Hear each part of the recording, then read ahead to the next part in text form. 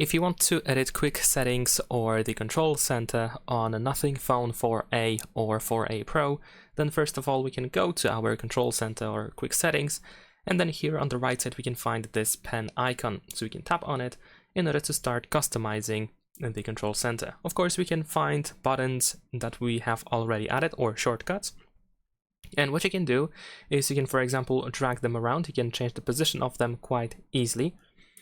So we can press and hold and then drag in order to rearrange these tiles. We can move them around pretty easily. What you can also do is you can of course remove whatever you don't need to use by tapping on the minus in the upper left corner. And in addition to that, here below we have the list of shortcuts that are not added yet, so you can tap on any of these options, any of these shortcuts in order to add them straight away to the quick settings panel.